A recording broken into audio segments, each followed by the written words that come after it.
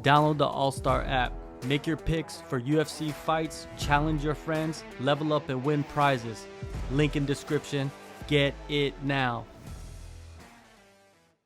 Jake Paul once again fights another MMA fighter. Um, well, Mike Perry's, he's an MMA fighter, but he also is the king of bare knuckle, which is not the same as boxing.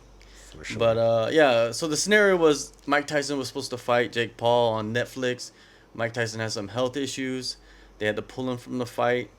Mike Perry, short notice, he goes out there and does his best, right, against Jake Paul.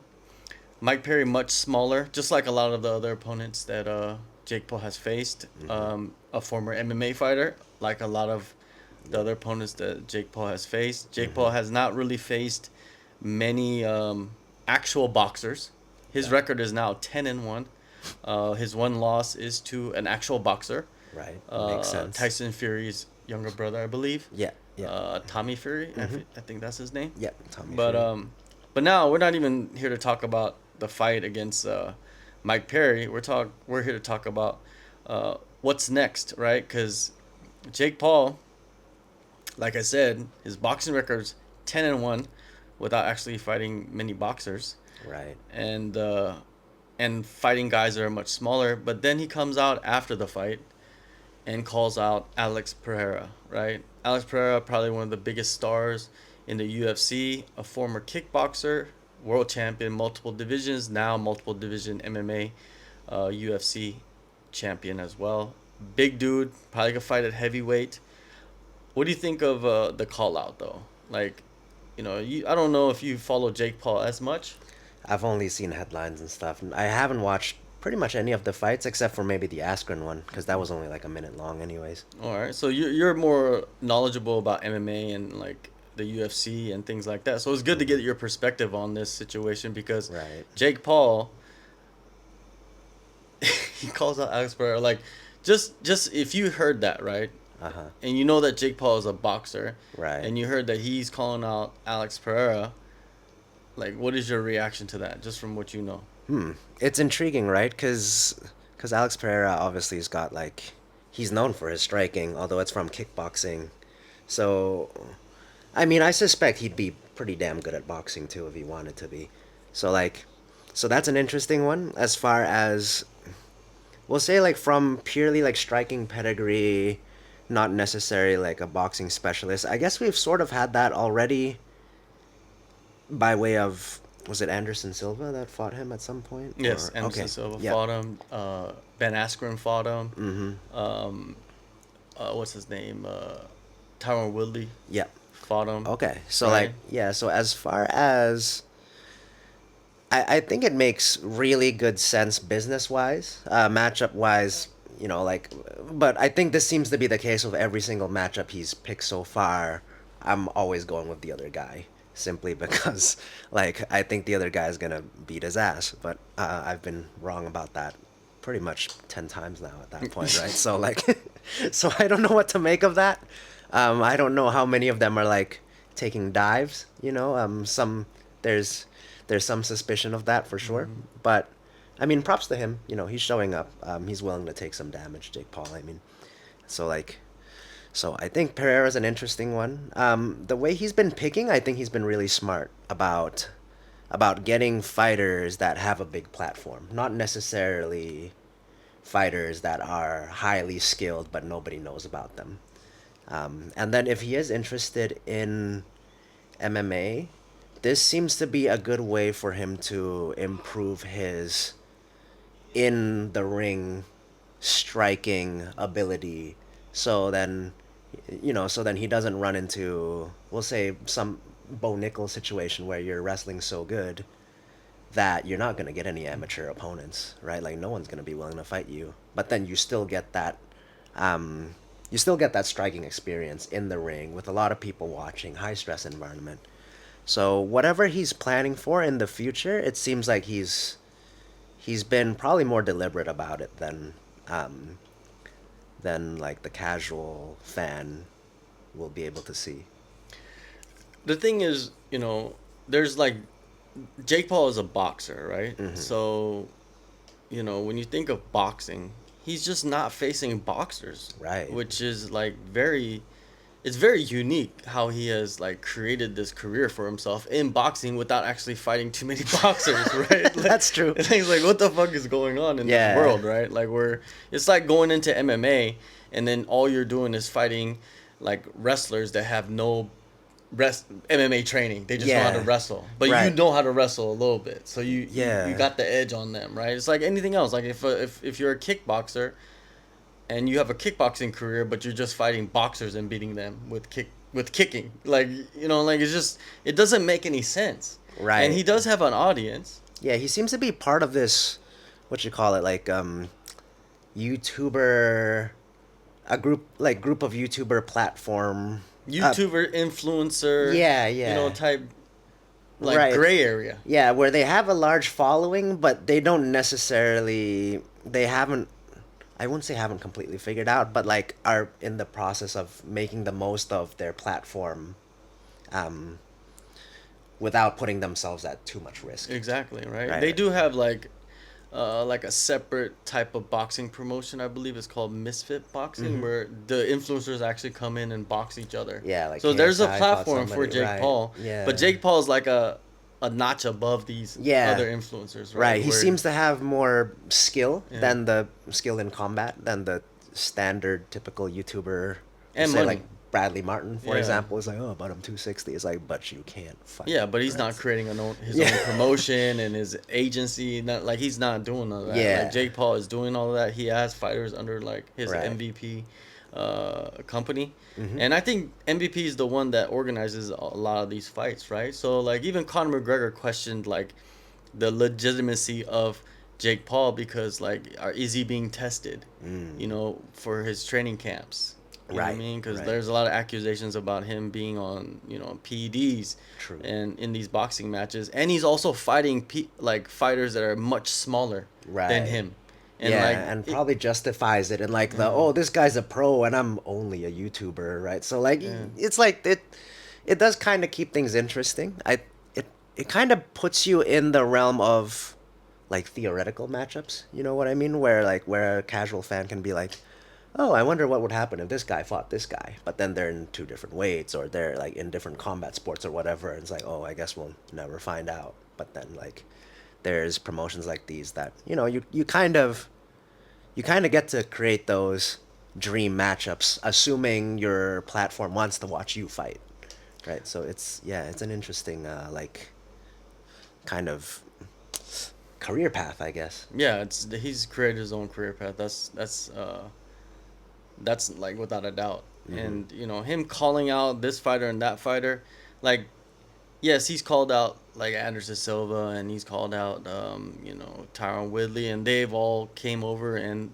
actually fought him and lost, right? Right. But like with Alex Pereira, this is a different situation. Alex Pereira is probably like one of the biggest names right now, and he'll make headlines if he calls him out inside the Yeah. ring after the fight. But this fight will never fucking happen. Like the UFC is not gonna allow Alex Pereira to go and box. Yeah, that probably pulls away from the credibility of Yeah, like. and oh, Dana you're- White hates Jake Paul. Like he would never do a co-promotion. He does. He'll never do a co-promotion. Like Yeah. like the reason why the Conor McGregor Floyd Mayweather thing came together is because I think Dana White Dana White had a long relationship with Floyd, Floyd. and And- it made sense. Right, and he had a soft spot for boxing even before Exactly. MMA blew up, right? Well, and Floyd is considered one of the greatest Yeah. boxers of all time. Like Jake Right. Paul's not even a boxer. Like some Yeah. people just question even him being a boxer, right? Because he Right, doesn't right. fight boxers. Yeah.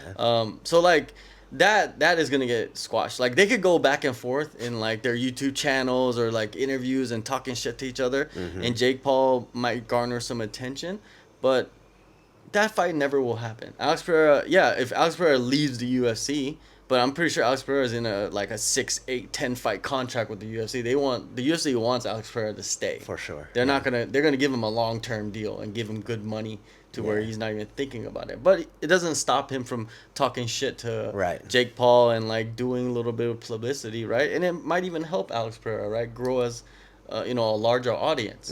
yeah. Take some of Jake Paul's audience. Right. Do you think that the fighters that the ones that accept to fight Jake Paul, they probably benefit somewhat from that audience, right? Because then now they're like, oh, for these sure. guys don't know. But I think it's only at this moment, though. I see. At that moment, like, they're benefiting off of it. But once the fight's done, oh, but those like, fans aren't yeah, like those latching fans, on yeah, to like I don't think Mike those, Perry yeah, or exactly, Anderson, right? Yeah, I don't okay. think fans are latching on. Like, his fans, you know, I don't know if it's true or not, but people are saying his fans are like teenagers and like okay. idiots in their 20s. You know what I mean? Like, that's his Right. his demographic. Oh, they're seeking entertainment, not Yeah. necessarily like combat, like Yeah, excellence. they're there to watch Jake Paul. Okay. They might not even know who Anderson Silva is. They probably Right. have no idea. True. They might not even know who Mike Perry is. They just know him from like the press conferences and all of these things, just hyping up the fight. But I don't think it really, because you know, like when certain fighters get to the UFC and they get on their first pay-per-view or something, and then they have this crazy like performance, like highlight reel knockout or submission, and then the next day they have like 100,000 more followers. Right. It happens all the time, Yeah. right? Even like some websites keep track of it. But I don't ever see that happening with people that fought Jake Paul. Okay. You know, And they're usually on like the sort of like not completely at the end of their career, but they've kind of, you get the impression that a lot of them have sort of passed their career peak. Yeah. You know, in a lot of these cases. Jake Paul, we're talking about him, but like as he goes further in his career, if he's not gonna fight boxers, like legitimate boxers, and a lot of people are saying like if he fought legitimate boxers that are like 11 fights deep into their career, he would get fucked up bad. I believe it. Like his boxing is not very good, right? Right. It's good enough to fight guys that are non-boxers that have been, competing in like bare knuckle or MMA or whatever else that they've been competing in, but it's just it's crazy how he has created this for himself though, like and he's just like lured people in. Yeah, it's almost unbelievable. It is almost unbelievable that it's like, how is this even possible to get hype around this? He's been talking about like MMA, but he signed with PFL even before Ngannou signed with PFL. Holy shit! How long has Ngannou been signed for PFL, and he still hasn't had an MMA fight? Jake Paul was before that. Wow. And he still doesn't have an MMA fight. Like, is he even gonna fight MMA? Like, he said that, we offered Nate Diaz $10 million to fight MMA. Can you believe that? Yeah, hard to say. Yeah, it's like, you could say whatever the fuck you want. Yeah. But is it true or not? It's like I said earlier, it's like he could go call out Alex Pereira, but it's not gonna, they're not gonna sit at the table unless Jake Paul has like $100 million to drop. Then of course money talks, right? This is fight business. Money talks. Yeah. And Dana might say, okay, let's see what you got. But until that point, until he has like some Saudi investors or like some Middle Eastern oil money guys coming in with a bunch of cash that they could like offer the UFC, it's never gonna happen. Right. Jake Paul will never be a part of anything Dana White does. It won't. If it does, it'd be all on. It'll only be benefiting the UFC and Dana White. Makes sense. Yeah, it's got to move the needle for the UFC not in for like him. a massive way. Exactly. And that's gonna be tough with Jake Paul's following because they're not as into MMA. No, they're not. Unless unless in some theoretical way he could somehow convert his audience base or fan base to love MMA, like become diehard MMA fans, it probably doesn't make much sense for Dana or the UFC or like any of the UFC fighters that are kind of in their peak at the moment. Oh, it doesn't, man. And then even before, I think he called out Alex Pereira, then he talked about rebooking the Mike Tyson fight. It's just like, dude, that doesn't. Why would you be? These are like two totally different spears, right? Like you're calling out Alex Pereira and saying you're gonna decapitate him and knock him out, like he's easy, like he could take him, and then at the same like interview, like a minute later, he's calling out Mike Tyson, who's 58 years old, and Jake Paul's, I believe he's like 27. Oh, right. And he's fighting a 58-year-old. Yeah, he's Mike Tyson. He has the allure. He has the fame and the clout or whatever else you're chasing after. Yeah. But like, you're a fucking idiot if you're calling out Mike Tyson, right? Like at 58 years old, like what does that do for you? Yeah, That even makes your pursuit of boxing, it makes it even more what's the opposite of legitimate? Illegitimate, right? Like it doesn't help you. And yeah, Mike Tyson's basically twice his age too, right? More or less. No, 40 years almost difference. Mike Tyson's 58 or 59. Oh, Jesus. Yeah. And Jake Paul's like 27 or something like that. Damn, okay. Yeah. It makes a huge difference. It does. When you think about the age. Yeah. And everybody's like, oh, Mike Tyson, he can move and all that. Dude, he's still 58 years old. Yeah, because like so if you take out all of the hype behind this, and it's one, what, like 27-year-old, like challenging a 58-year-old, that's borderline like assault on a senior citizen like charges that you're looking at. It is. Like, would you ever let a 27-year-old fight a 58-year-old? Like, what commission is allowing this? It doesn't make any. We understand Mike Tyson was the world champion heavyweight, but this was 40 years ago. Right. Yeah. The only reason it's like even remotely viewed as okay is because it's Mike Tyson. Yeah. Like he's a badass in his own right. So like but like anybody else, if you challenge I'd probably even say like, we'll say not like top of the line, but let's say like someone towards mid-tier, like a mid-tier boxer fought pro, let's say has like 20 wins or something like that. Jake Paul challenges him, that's still gonna look so illegitimate, right? Because it's like, what are you doing? Yeah, and why are also you fighting like old men? Yeah, and they're like, oh yeah, it's Mike Tyson and it's gonna be on Netflix. The only reason it's gonna be on Netflix is because it's Mike Tyson. Yeah. For sure. Don't you notice that once Mike Tyson was pulled from the fight, that shit wasn't on Netflix anymore? Right, yeah. And he was fighting Mike Perry in his own promotion. And he's done, like, other events for himself. Mm-hmm. Like, there was a fight before this. Nobody knows who he fought, but he beat some guy. And he actually did the whole show. He promoted the whole show himself. So it's like, this dude is kind of like, he has his own clout, like he has his own like demographic, but all at the same time, and it's probably genius of him for doing it too as well, right. Even though I'm talking shit, is him like chasing after these figures and names that he would definitely have an advantage in fighting. You know what I mean? And yeah, it's like he's going to all these like fishing holes and seeing which one kind of gives him the most. Exactly, exactly. He's like glory holing his career. Sadly, yes, he's glory holing his career, right? Ouch. He's like, damn. Yes, you could look at it two different ways. Yep. Right, two different ways. Right, which way you want to look at it, you could look at it. Right. That's brutal. I can't unthink that. Jake Paul is glory holing his career, right? And he doesn't know which hole. Whichever way you want to think about it. Oh no. Reverse or unreversed. Just think. Anyways, it's, and you know what? This is what I think about it.